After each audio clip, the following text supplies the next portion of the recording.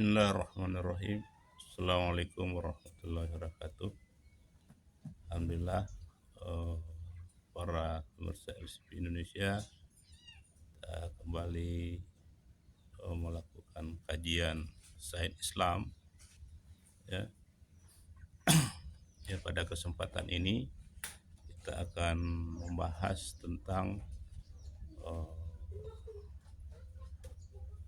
kasus yang terjadi di Cirebon, ya, eh, di mana terjadi konflik antara pedagang masakan Padang yang berasal dari Minang kemudian dengan pedagang masakan Padang yang setempat, ya, orang Cirebon begitu. Nah, saya adalah peneliti, dosen peneliti, ya. Saya dosen di Universitas Hairul Ternate, ilmu sejarah. Kemudian kami mengembangkan keluarga sebagai keluarga peneliti. Saya berawal dari kasus yang saya alami sendiri. Saya adalah orang Minang asal pesisir selatan. Saya anak yatim, kemudian merantau ke Makassar dalam merantau pendidikan. Di mana saya belajar ilmu sejarah di Universitas Hasanuddin. Ya. Kemudian belajar agama Islam di sana. Kemudian tahun 98 saya menderita penyakit ketegangan saraf permanen. Kemudian tahun 2002 saya mengalami disabilitas mental. Dan saya tidak bisa terlalu banyak beraktivitas di luar rumah.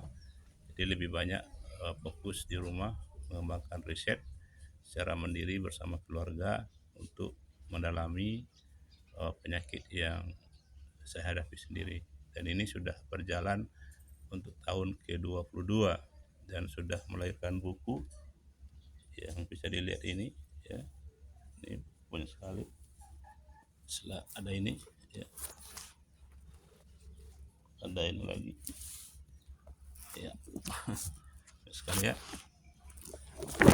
Ya. Ada ini panduan dokter sejarah, ada sains tauhid, ada panduan workshop sejarah, ya, tebal-tebal, ya, yang kami hasilkan dari hasil mengembangkan diri sebagai keluarga peneliti. Ya. Ini buku yang pertama, TMT, kemudian dirubah menjadi panduan dokter sejarah. Kemudian ini sementara proses ISBN, rencana besar Allah, ya, untuk umat Islam dan umat manusia melalui COVID-19 dan keluarga LCP Indonesia. Ini sementara di ISBN. Ini buku yang terakhir, ya. Lihat, ya, workshop agama Islam, sains Islam, sains terpadu dan keluarga LCP Indonesia. Ini, ya, ada 2 buku situ, The End of Science, kemudian Huru-Hara Akhir Zaman, Pembakaran Al-Quran, kemudian Perang, kemudian Bencana Alam. Ya. Saya sebenarnya menahan diri untuk tidak melakukan podcast, ya, karena saya harus fokus pada penyembuhan. Tapi karena situasi, saya berusaha kembali tampil. Tapi ini akan saya hapus kembali kalau memicu bully atau reaksi negatif, ya. Saya tidak memaksakan karena kami berpengetahuan untuk keselamatan berkelanjutan, bukan untuk mencari suatu permasalahan gitu. Tapi kami fokus mengembangkan agama Islam sebagai solusi akademik dalam mengatasi krisis, penyakit kronis, penyakit menular, konflik, ya, kriminalitas, termasuk perang dan bencana, agar kita ini bisa sama-sama selamat, sama bisa bahagia secara adil dan manusia, dan bisa juga masuk surga ya Allah SWT, seperti itu. Jadi kami ini akan memantau. Kalau hasilnya bagus, kami akan lanjutkan. Kalau tidak, kami akan hapus video kami, ya, karena kami tidak memaksakan. Karena intinya kebutuhan ini adalah pengetahuan yang kami sampaikan ini adalah kebutuhan dasar setiap manusia. Kami tidak ingin menjadi korban dari kebaikan kami sendiri begitu. ingin menikmati hasil, ya. Kami tidak ingin seperti Galileo yang harus mengalami kematian tragis di rumah sendiri karena temuannya, ya. Kemudian diakui 300 tahun kemudian, itu tidak ada gunanya. Saya Ustadz Asop Prof. Jaya Bindis, ya, sebagai kepala keluarga dari awal melakukan penelitian ini untuk tujuan kesembuhan, ya, untuk keselamatan, kebahagiaan kami secara berkelanjutan, dan kami mau berbagi. Yang penting berbagi itu tidak menyebabkan kami mengalami kerugian, penderitaan atau bencana. Kami mau berbagi berdasarkan simbiosis mutualisme, ya, saling menguntungkan, karena kita ini tidak bisa hidup sendiri, karena kita ini hidup bersama-sama. Seperti itu yang kami kembangkan konsep, ya. Ya, baik. Pada kesempatan ini, ya, kami akan memahami kasus itu dengan menggunakan ilmu kedokteran sejarah, ya, ilmu kedokteran sejarah yang bukunya, ya, ini ada buku panduannya. Ini adalah buku kedua yang kami selesaikan setelah COVID ini untuk kasus yang besar, ya, konflik perang dan seperti di Palestina dan Ukraina ini, pertama di dunia. Nah, ini kami cobakan untuk memahami kasus Cirebon itu, ya, agar tidak memicu masalah yang besar dan bisa diatasi cepatnya dengan menggunakan ilmu kedokteran sejarah, ilmu kesehatan terpadu pertama di dunia yang berhasil kami rumuskan bersama melalui keluarga peneliti dari tahun ke tahun hingga sampai ini. Kami sudah mengembangkan diri sebagai keluarga peneliti selama 22 tahun untuk bagaimana bisa mendapatkan kesembuhan, ya, itu tujuan utama, ya, kesembuhan, keselamatan dan kebahagiaan bersama secara adil dan manusiawi dan berkelanjutan. Nah, ini aslinya, ya. Ilmu kedokteran sejarah ini adalah ilmu yang kesehatan terpadu yang menggunakan ilmu sejarah terapan, ya, sebagai alat analisis, kemudian menggunakan tindakan terapi mental terpadu atau tindakan kesehatan spiritual terpadu sebagai tindakan kesehatan untuk mengatasi suatu masalah seperti krisis, konflik, agar atau kesehatan itu sendiri, agar masalah itu tidak memicu kematian tragis atau kehancuran tragis bagi umat manusia atau Islam dan umat manusia, seperti itu. Jadi di sini ilmu kedokteran sejarah adalah ilmu kesehatan terpadu, ilmu baru pertama yang Allah percayakan kepada kami, ya, yang berhasil menyatukan ilmu agama Islam, ilmu budaya, ilmu sosial, ilmu ekonomi, ilmu politik, ilmu ekonomi, ilmu ekologi, ya, dengan ilmu kesehatan modern, sehingga melahirkan suatu ilmu baru, ilmu kesehatan terpadu yang sangat dibutuhkan oleh setiap orang, ya, karena saat ini ilmu pengetahuan yang ada saat ini itu tidak berdaya, ya, sehingga memicu banyak masalah, memicu banyak kerugian dan penderitaan bagi manusia. Ini adalah bukunya. Nah, jadi fokus daripada ilmu kedokteran sejarah adalah pertama, kalau dia konflik, bagaimana konflik itu bisa diatasi secara akademik terpadu sehingga konflik itu tidak berkembang lagi, sehingga bisa membantu manusia mendapatkan keselamatan berkelanjutan. Nah, ini dengan memadukan berbagai bidang ilmu yang sudah kami sebutkan tadi, ya. Nah, berdasarkan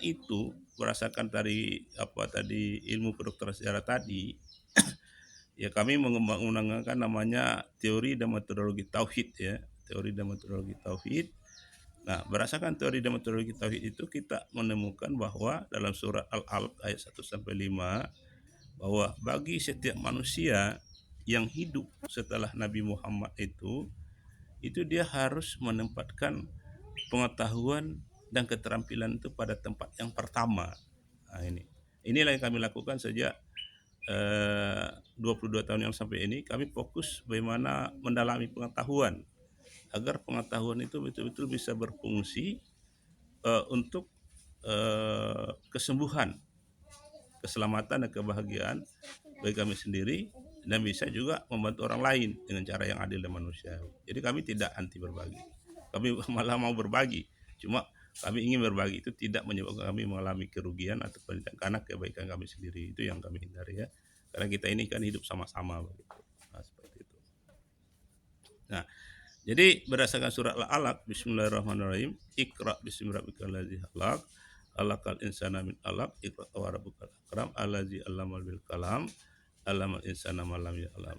Nah, yang pertama adalah manusia itu harus berpengetahuan.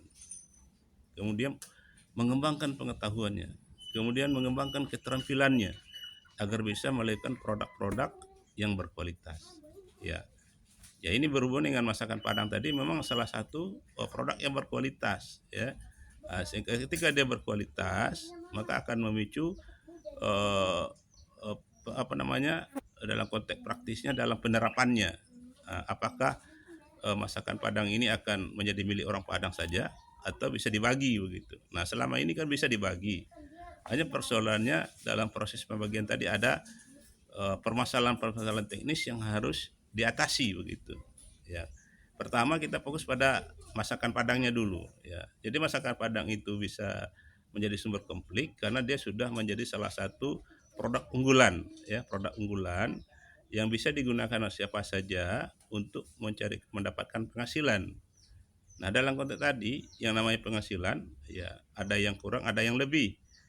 Sehingga memicu konflik. Nah, konflik tadi ini sebelum munculnya konflik Cirebon ya, dan saya sebagai orang Padang sendiri sudah banyak menemukan fakta-fakta bahwa konflik itu bukan hanya terjadi antara dua masyarakat Padang dengan masyarakat Cirebon atau yang lain begitu. Tetapi konflik seperti itu sangat lumrah terjadi di dalam dunia usaha. Hanya kalau konflik itu terjadi sesama orang Padang dalam kajian masyarakat Padang tadi, maka konflik itu tidak melebar menjadi berbau sara atau suku yang akan banyak merugikan masyarakat Minang yang tidak terlibat di dalam masalah itu. Nah, ini bertentangan dengan surat. Ini akan pelakunya itu akan sangat berat hukumnya di surat Al-Maidah ayat 32. Membunuh satu orang itu sama dengan membunuh 1000 orang kalau orang itu tidak bersalah. Artinya apa? Ketika masalah ini diperbesar, ya diperbesar, maka akan banyak mematikan pencarian masyarakat Minang yang lain, ya. Hanya disebabkan oleh ketidakmampuan pengusaha masakan Padang dalam mengelola masakan Padang sebagai salah satu produk unggulan begitu. Nah, sehingga memicu berkembang dan melahirkan bully. Dan ini adalah dosa. Leluhur orang Minang dalam melahirkan masakan Padang itu kan dia seharusnya berterima kasih baik bagi orang Padang sendiri maupun oleh yang bukan orang Minang begitu ya, harus berterima kasih. Dan masyarakat Minang tidak bisa mengklaim itu sebagai milik sendiri karena dia sebagai produk bisa dibagi begitu. Yang penting proses pembagian tadi itu harus berdasarkan hukum keadilan dan kemanusiaan. Itu namanya berbagi tetapi tidak merusak pemiliknya begitu. Jadi itu akan justru menjadikan leluhur Minang menjadi senang ya dengan produk unggulannya bisa dinikmati oleh semua orang. Yang penting proses pembagian hasil tadi dalam konteks produk tadi itu ada mekanisme yang lebih baik, yang lebih manusiawi sehingga memicu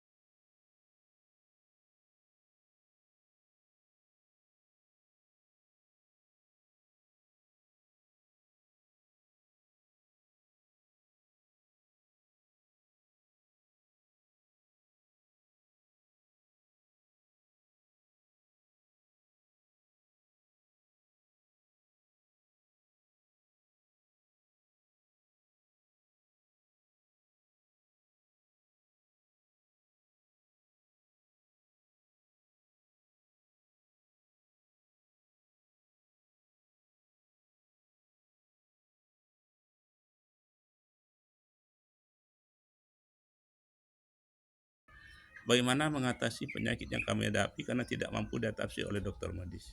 Ya. Dan usaha itu lama kami jalani. Sampai saya ini kami sudah menjalani 22 tahun.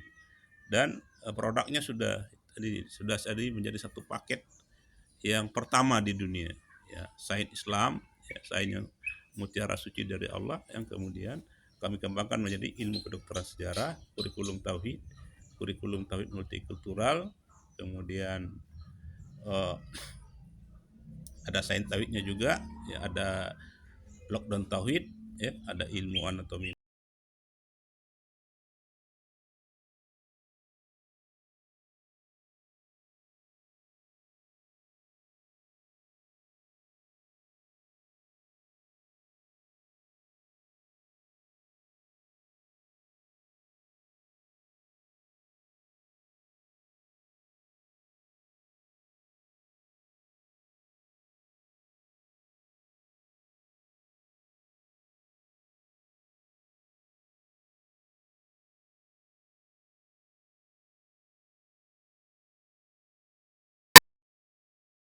Masakan Padang tadi dia adalah salah satu produk unggulan, ya, produk unggulan dari yang dihasilkan oleh kemampuan leluhur Minang dalam mengolah cita rasa makanan, kemudian terwariskan secara turun temurun. Jadi dalam konteks lisensinya itu adalah lisensi komunitas, jadi tidak bisa lagi orang bilang oh ini bukan mana lisensi, tidak, dia sudah lisensi alami, terpatenkan dengan sendirinya, sama dengan Coto Makassar.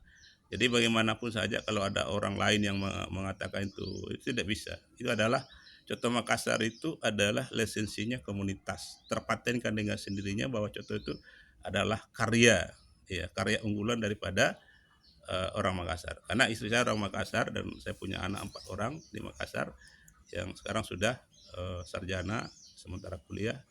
Ya, kemudian Kondro, ya, Kondro atau Kondro, ya itu orang Bugis, ya. Ya, dengan sendirinya ketika orang bilang Kondro, maka akan terpatenkan menjadi masakan Bugis. Itu adalah karya leluhur.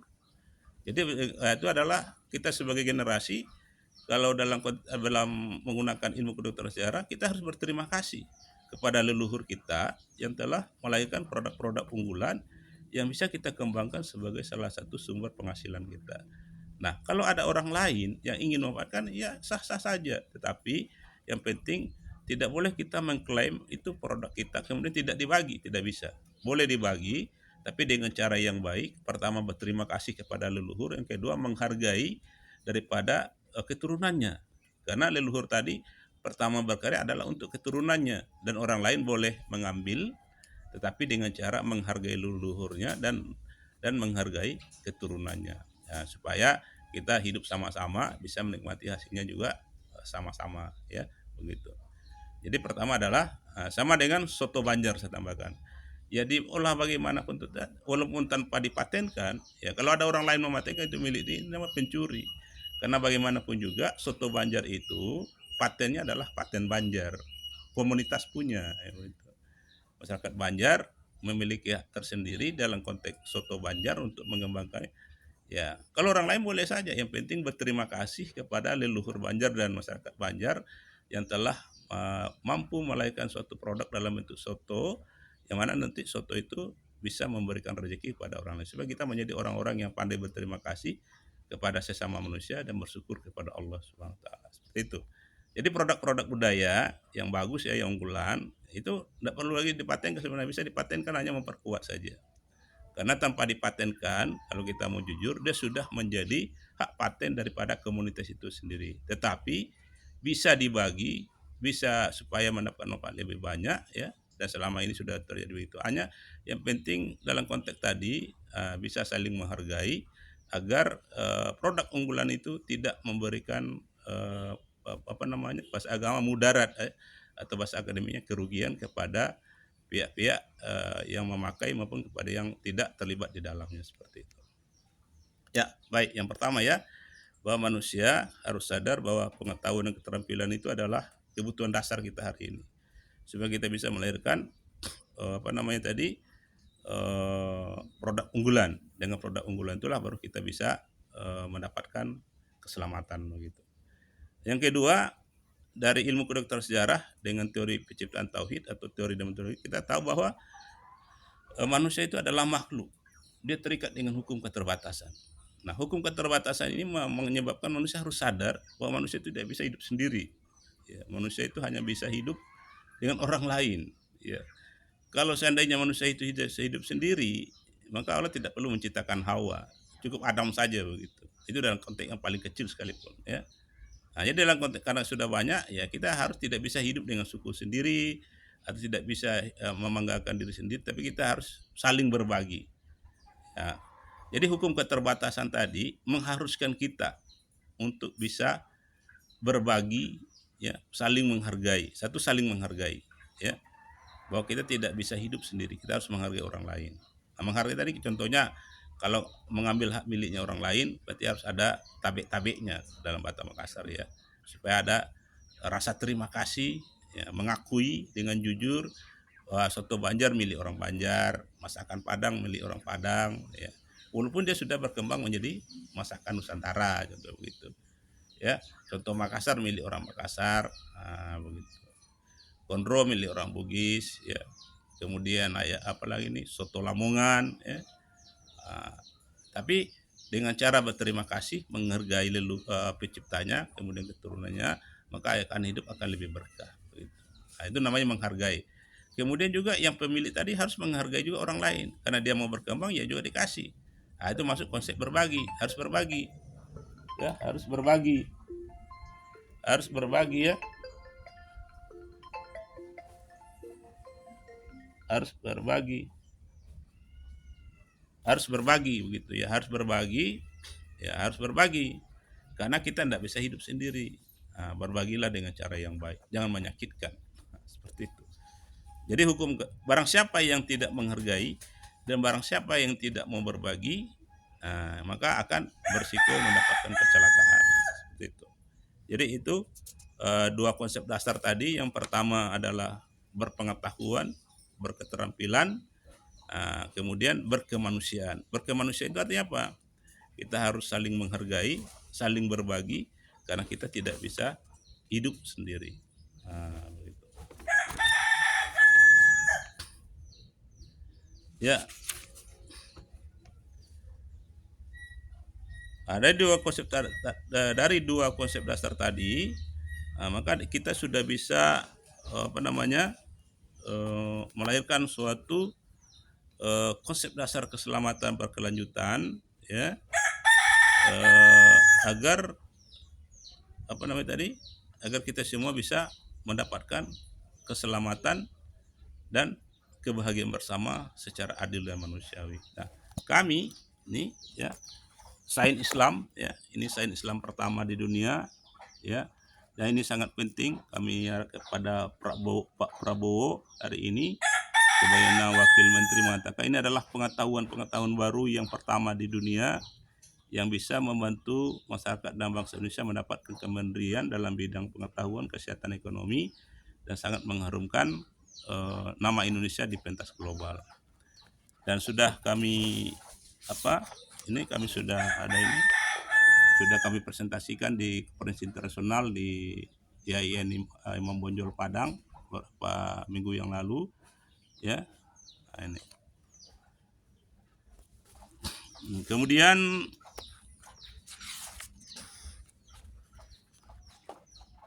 ya, mana buku-buku yang sudah kami terbitkan, ya, baik. Oke. Ada di sini, ya.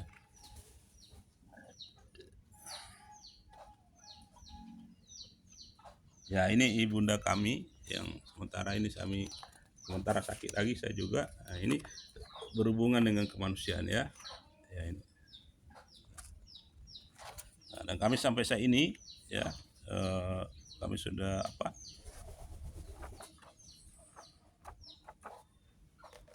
ya ini bahwa buktinya bahwa produk kami sudah diterima di dunia barat, ya. Ini. Nah, hanya kami tadi untuk pemerintah Sumatera Barat kami sudah memberikan buku ini sejak bulan Februari, ya, 3 buku, tapi sampai ini belum direspon. Nah, ini peringatan dari Allah, ya, karena sudah ada Galodo sampai berkembang, karena Allah menginginkan agar manusia itu mau membantu pengetahuan yang menuju pada keselamatan. Ya, Allah tidak melarang manusia berekonomi, tapi berbagilah, ya, berbagi kepada orang lain, ya, karena kita hidup beda-beda lapangannya. Jadi menghargai dan berbagi itu sangat penting untuk keselamatan berkelanjutan. Karena kita tidak bisa hidup sendiri. Tapi berbagilah, ya, dengan cara yang baik. Kemudian sehingga berbagi itu mendapatkan kebaikan bagi yang berbagi, kebaikan kepada mereka yang dibagikan. Seperti itu. Itu namanya hukum sosial, ya, hukum sosial tauhid. Nah, ketika ingin dilanggar, maka kita akan banyak mendapatkan kerugian, bencana yang datangnya dari Allah. Karena Allah tidak suka kepada orang yang hanya pikirannya cuma mencari kehidupan dunia atau materi, tetapi tidak menghargai pengetahuan, dan orang-orang yang bergerak dalam bidang pengetahuan yang telah mau menghabiskan waktunya dalam sementara kita merasa bahwa hanya dengan berdagang, hanya dengan berusaha kita bisa mendapatkan hasil. Sementara berpengetahuan itu tidak ada nilai, tidak ada harganya karena sifatnya abstrak, ya. Itu tidak bisa demikian. Nah, buktinya Allah marah. Allah marah itu artinya apa? Maka seluruh penghasilan itu akan Allah hancurkan kalau manusia tidak cepat menyadari bahwa dia tidak kikir, tidak merasa hasil usahanya, hasil perdagangannya itu adalah miliknya sendiri. Padahal dia harus bekerja sama dengan pihak lain, ya. Contohnya dengan kami LCP Indonesia, kami adalah keluarga peneliti, kadang kami rela menghabiskan uang segala macam. Nah, seharusnya kami tidak minta sedekah, ya. Kami menjual produk buku, dan buku itu memberikan manfaat kepada orang yang membeli, sama dengan yang sama. Bedanya buku kami ini adalah menawarkan solusi akademik bagi diri kami, masyarakat yang membelinya, begitu. Sehingga disitulah letak permasalahannya. Ya, saya rasa cukup, ya, untuk sehingga sebagai penutup, apabila video ini memicu lagi bully atau kontroversi, ya kami akan hapus. Kami tidak membutuhkan kami hanya menawarkan solusi dari Allah berupa sains Islam yang sudah kami kembangkan menjadi ilmu kedokteran sejarah, sains tauhid, kurikulum tauhid multikultural, kemudian lockdown tauhid, ilmu anatomi informasi, dan masjid puskesmas terpadu. Dan kami sudah ajarkan dalam mata kuliah umum kami di ilmu sejarah, beberapa mata kuliah yang kami ajarkan. Sekali lagi, kami tidak ada bermaksud jahat, tidak ada bermaksud menyinggung siapa-siapa, hanya dalam konteks analisis kami perlu menjelaskan beberapa hal yang sangat penting, ya, tetapi itu dalam konteks menemukan solusi. Dan apabila video ini juga memicu atau menyebabkan kami merasa yang sudah lama tersiksa, sakit begini, berjuang, kemudian mendapat lagi kontroversi, maka video ini akan kami hapus sendiri, tidak perlu lagi kami cukup sandarkan kepada Allah memberikan solusinya. Kami tidak butuh bantuan manusia atau komentar manusia yang tidak memberikan respon yang baik, karena kami tidak ada maksud untuk berniatnya atau apapun segala macamnya. Dan Allah adalah saksinya, kemudian disaksi oleh seluruh para malaikat, seluruh para nabi, ya, seluruh ruh para ilmuwan, ulama yang peduli dengan kemanusiaan, ruh ibunda Sarah, ya, istri para nabi yang menderita, ruh para ibu yang terabaikan, teraniaya, ruh anak yatim yang terabaikan, yang baik teraniaya, dan ruh orang-orang baik, ya, yang terabaikan dan teraniaya, ya, karena perebutan kekuatan ekonomi dan politik di kalangan manusia-manusia yang hanya berpikir pada mendapatkan keuntungan, kekuasaan, dan ekonomi. Sementara yang Allah inginkan adalah bagaimana manusia itu berilmu dan berkemanusiaan, agar ilmu itu bisa menjadi sumber kebaikan bersama, bagaimana hidup ini bisa ditata lebih normal, sehingga menghindari manusia dari kerugian, penderitaan, dan bencana. Sekira demikian. Sekali lagi, tidak ada maksud kami untuk berniat atau menjelekkan sesuatu, tapi itu lahir dalam konteks analisis, dalam konteks menemukan solusi itu sendiri sesuai dengan apa yang Allah perintahkan. Dan kami, apabila ada hal yang menyebabkan kami juga rugi karena dalam keadaan ini, kami akan menghapus video ini dengan sendirinya, dan kami meminta kepada Allah, ya, langsung melalui para malaikatnya untuk memberikan hukuman kepada pihak-pihak yang merasa yang sentimen atau apa kepada kami, karena tidak ada maksud jahat seperti itu.